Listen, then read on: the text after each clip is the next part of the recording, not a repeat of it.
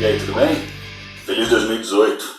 Hoje a gente vai falar de X-Men 124 de agosto de 1979. Antes da gente começar, curte o vídeo. Valeu!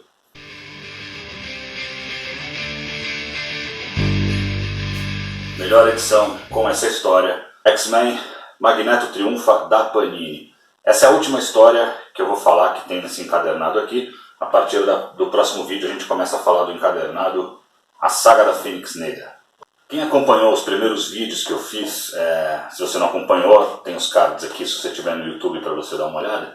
Desde o vídeo que eu falei da edição 94 de X-Men até o que eu falei da edição 103, eu sempre avisava assim: essas histórias saíram aqui no Brasil, mas logo, a maioria delas tinha saído só em formatinho, mas logo vai sair um encadernado da Salvat chamado X-Men Segunda Gênese, que vai ter todas essas histórias em formato americano. Pois é, saiu. Faz umas semanas já, que eu acabei não lembrando de comentar. Aqui tem Giant Size X-Men 1 e X-Men 94 até 103. Todas as primeiras histórias com Chris Claremont, Dave Cockrum e a primeira Giant Size X-Men escrita pelo Len Wein. Por isso agora a gente tem todas as edições dos X-Men, dos novos X-Men, né, desde que entrou Wolverine, Tempestade, Colossus, etc. Todas essas histórias em formato americano, toda a fase do Cockrum, depois toda a fase do John Byrne, menos a edição 110, que é aquela tapa-buraco que nunca é republicada por aqui. Na Magneto Triunfa, essa história se chama Só Dou Risada Quando Dói. O roteiro é do Chris Claremont, os desenhos e o co-argumento é do John Byrne e a arte final é do Terry Austin. É a primeira história que aqui nesse encadernado a Panini dá crédito ao John Byrne por também ter criado a história. Nessa história a gente vê a origem do Arcade, mostra ali em flashback como foi que ele matou o próprio pai para pegar a herança da família e com esse dinheiro ele construiu o mundo do crime para matar pessoas se divertindo no processo. Na edição passada eu falei, né, que quando a Abril publicou essa história em 1983, ela tirou os símbolos da roupa do personagem proletário, né, que o Colossus acaba se tornando ali dentro do mundo do crime, que eram símbolos comunistas da União Soviética. Eu disse que eu não sabia direito por que tinham feito isso, aí eu dei uma pesquisada e parece que realmente foi por questões políticas. Em 1983 a gente ainda era governado por militares, já numa fase bem mais branda, né? Em 83 o presidente era o Figueiredo, mas Abril preferiu evitar algum conflito, alguma censura, e não só tirou os símbolos da roupa do Colossus, como também mudou o nome do personagem de Proletário para Gigante do Norte. Como eu não tenho tanta coisa de background para eu dizer nessa edição, eu vou aproveitar para mostrar os autógrafos que eu peguei na última CCXP. Aí você vai dizer: nossa, mas o que tem a ver isso com os X-Men? Tem tudo a ver, porque os três caras que eu peguei tem uma história bem grande aí com os mutantes. Eu vou mostrar aqui, ó, tudo que esses caras fizeram com os X-Men no Brasil, ou os mutantes. Vou passar bem rapidinho para você conseguir achar aí onde tem arte deles nas histórias que já saíram por aqui. O primeiro que eu vou falar era o que eu mais queria pegar autógrafo, que é o Arthur Adams. Eu já queria ter pego ano passado, ele viria ano passado, mas acabou cancelando. Esse ano ele veio, eu peguei. Eu pedi autógrafo dele nessa edição aqui, Mestres Modernos. Essa é uma coleção que saiu pela Marsupial, que mostra entrevistas, grandes entrevistas com grandes desenhistas. Tem com John Byrne, George Pérez, José Luiz Garcia Lopes, Walt Simonson. Vale muito a pena para quem gosta de quadrinhos e para quem gosta de desenho. Eles falam das técnicas deles, de tudo, dos bastidores, de todos os trabalhos que eles fizeram. E aqui o Arthur Adams autografou o meu Mestres Modernos dedicado a ele. O primeiro trabalho do Adams com a Marvel aconteceu quando ele tinha 19 anos só. Foi a minissérie do Long Shot, que saiu por aqui nos anos 80, mas na época eu não me interessei muito por ela. Era um personagem que não teve muito apelo junto comigo. Até hoje não tenho muito, não gosto tanto assim do Long Shot. Mas depois ele acabou entrando para os X-Men. A única parte da minissérie do Long Shot que eu tenho é a parte 5, que saiu aqui em Super Aventuras Marvel 83, em 89. Em seguida, o Arthur Adams desenhou uma edição que chamava New Mutants Special número 1, que saiu em X-Men 22. Isso foi também... não, isso aqui já foi em 90.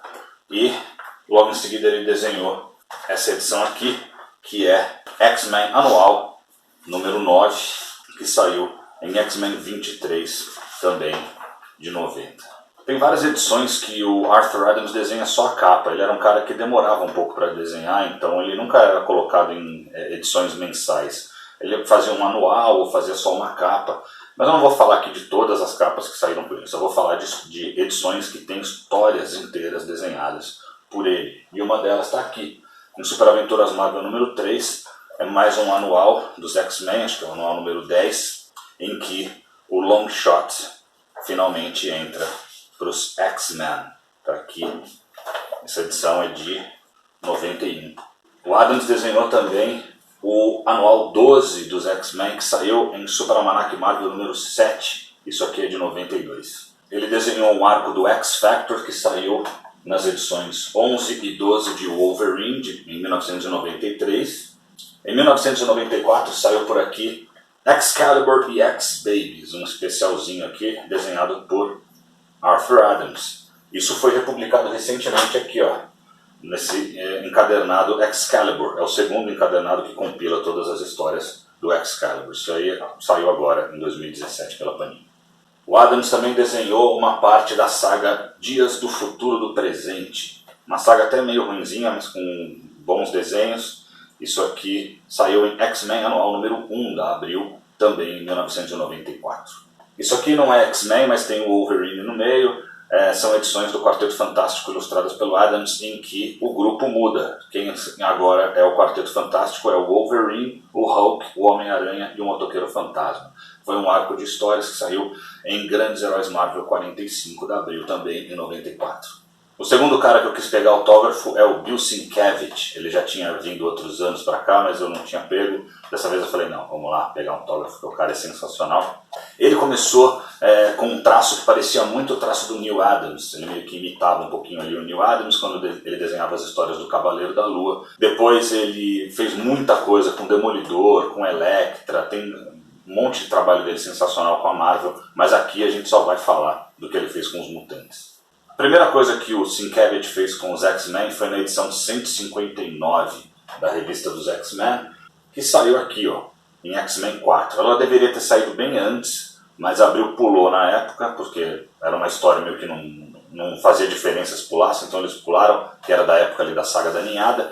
Eles só publicaram bem depois, quando os X-Men já tinham sua revista própria. Nessa fase aqui, o Sienkiewicz ainda imitava um pouquinho o traço do Neal Adams. O Sienkiewicz passou a cuidar dos desenhos da revista New Mutants, né, os Novos Mutantes, no número 18. Essa edição saiu pela primeira vez no Brasil aqui, em Incrível Hulk 72 de abril, também em 1989. Eu não tenho tudo que saiu dos Novos Mutantes nessa época, porque a Abril tinha essa tática, né, de publicar algumas histórias, as histórias dos X-Men na revista dos X-Men e a dos Novos Mutantes na revista do Hulk, para forçar você a comprar duas revistas diferentes. Eu não tinha dinheiro, também não achava tão legal assim os Novos Mutantes, não acabei não comprando tudo. Mas eu tenho bastante coisa, tenho aqui o número 73, era mais porque eu acompanhava essa fase do John Byrne com o Hulk, que era sensacional, mas aí o Byrne logo em seguida saiu, eu continuei comprando algumas. 74, 76, 78 eu tenho, quando o Hulk volta a ser cinza. Tudo isso tem histórias do Sienkiewicz com Novos Mutantes. 79, 88 e 89. Várias dessas histórias saíram recentemente num encadernado chamado Novos Mutantes, Entre a Luz e a Escuridão da Panini. Foi agora em 2017 e foi nessa edição que eu pedi o autógrafo do Sienkiewicz. Ele fez aqui, ele escreveu meu nome errado, escreveu com PH, daí ele percebeu e brincou, colocou aqui embaixo Free Translation, quer dizer tradução livre. Tem também uma história do Sienkiewicz com os Novos Mutantes aqui, ó, em Grandes Heróis Marvel número 27 de 1990. Tá aqui porque é uma história relacionada com Guerras Secretas 2, uma saga bem ruinzinha da Marvel, mas que juntou todos os personagens nessa época aqui. Outra história do Sienkiewicz que Abril tinha pulado era o anual número 6, que ele também ainda tinha aquele traço meio Neal Adams, que também era uma história dos X-Men contra o Drácula, assim como a que saiu ali em X-Men 4, mas eles publicaram bem depois isso aqui em Grandes Heróis Marvel 28, também de 90. Em 93 saiu esse especial do Wolverine, que é bem legal, se chama Fúria Interior. Nem acho a história tão legal, mas os desenhos do Sienkiewicz são bem legais, a capa é bem legal. E o outro artista que eu queria pegar um autógrafo é o Carlos Pacheco. Carlos Pacheco, ele é espanhol, trabalhou para a Marvel há muito tempo, mas ele surgiu no cenário ali da Marvel bem depois do Sienkiewicz e do Adams. A gente só vai falar aqui das coisas dos X-Men que o Pacheco fez, mas aqui eu queria pegar o autógrafo dele, é o material que eu acho melhor que ele já fez com a Marvel, que é Vingadores Eternamente. Tá aqui o autógrafo do Pacheco. O Pacheco começou a trabalhar com os X-Men em meados dos anos 90. A primeira coisa que saiu dele por aqui foi dentro da saga A Era do Apocalipse. E saiu aqui, ó, em X-Men 107, isso aqui é de 97. Em 97 saiu X-Men 107 e saiu Fabulosos X-Men 21. Essas duas edições trazem as histórias do resto do universo Marvel. Na Era do Apocalipse a realidade toda mudou e eles contam aí o que aconteceu com os outros heróis. Homem-Aranha, Quarteto Fantástico. Essas histórias foram republicadas aqui no Brasil em 2012, nesses encadernados aqui, A Era do Apocalipse, nos volumes 4 e 6. Em 97 também saiu uma história do Excalibur, desenhada por ele aqui em Wolverine 70. São só algumas páginas, é uma história que foi bem mutilada pela Abril. Também só algumas páginas saíram de outra história do Excalibur, desenhada pelo Pacheco, que saiu aqui, ó, em Fator X13 da Abril em 98. O Pacheco desenhou as edições 415 e 416 do Quarteto Fantástico. Não é dos X-Men, mas estava dentro da saga Massacre e foi publicada nas revistas dos X-Men aqui no Brasil, em X-Men 119 e em Wolverine 80. Tudo isso aqui é de 98 e foi publicado, essas histórias foram republicadas pela Panini em 2015 nesses encadernados Massacre. Saiu na edição número 1 e no volume número 4.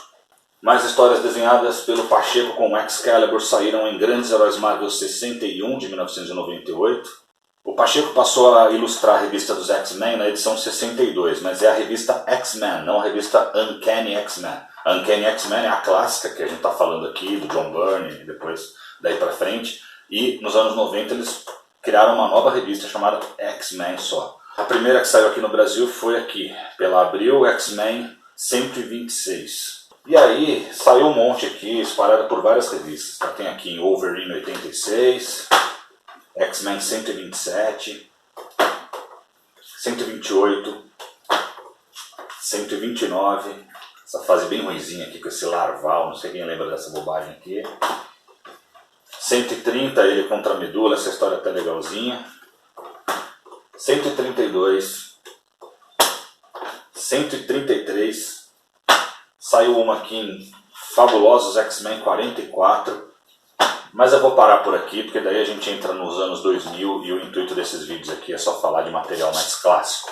Algumas dessas histórias que eu falei do Pacheco aqui com os X-Men saíram nesse encadernado aqui do Homem de Gelo, da coleção vermelha da Salvat, que é o número 47. Vocês têm essas edições aqui? Quais vocês têm? Vocês curtiam essas fases? Vocês são dessa época? Comenta aí embaixo pra gente trocar uma ideia.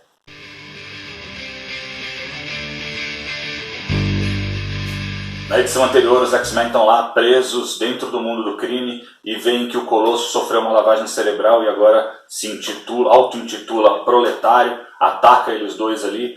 O Wolverine acaba voando por uma porta giratória, cai em outro lugar onde está o Banshee. Eles conseguem escapar dali, mas dão de cara com uns robôs. Um robô parece o Hulk e outro o Magneto, atacam eles. O Ciclope também é jogado numa dessas portas giratórias e cai no lugar onde está o Noturno. Eles conseguem escapar ali daqueles carros com serras girando. A Tempestade está num lugar que a água está quase subindo no máximo, ela vai morrer afogada. Ela toma um fôlego e consegue escapar por um duto de ar que tem lá embaixo, uma grade que ela consegue arrebentar com o poder dela. Ela inunda a sala que está ali o Ciclope e o Noturno, eles conseguem ressuscitar a Tempestade. Todos se juntam, mas aí chega de novo o Colossus com lavagem cerebral para atacar os amigos deles. Quando ele está ali estrangulando a Tempestade, ela começa a conversar com ele, que adora ele como se fosse um irmão, que ele é muito importante para ela. E ele consegue voltar à real e pede desculpas pelo que aconteceu. Quando o Arcade percebe que ele perdeu, ele coloca todos os X-Men numa espécie de um globo de ferro e joga eles para fora, para fora do parque de diversões dele, que é um parque de diversões real, que é uma fachada para o mundo do crime. Eles caem lá fora. As namoradas deles, né, a Beth, que era a namorada do Colosso na época, a Amanda Sefton, que era a namorada do Noturno, e a Colleen Wing, que estava ali com o Ciclope são jogadas também lá para fora, como se fossem uns presentinhos, embrulhadas para presente com paraquedas, e também o Noturno, porque ele tinha sido capturado pelo Arcade. Todos eles se juntam ali. O Wolverine diz que quer voltar para pegar o Arcade, mas o Ciclope fala que não faz sentido para eles irem embora e esquecer tudo isso.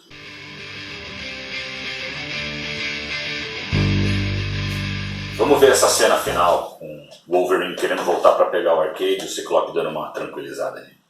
O Arcade parece ter um senso de honra meio esquisito. A luta acabou. Pra mim ainda não. O Arcade me deve uma depois de tudo que eu passei aqui, e ele vai pagar. Wolverine, pense. Pare de falar e pense. Como vamos achá-lo?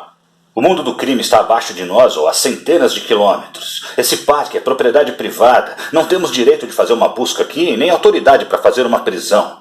E daí? Quem disse que eu quero prender ele? Wolverine, ele nos deixou ir. Nem podemos provar que ele cometeu um crime.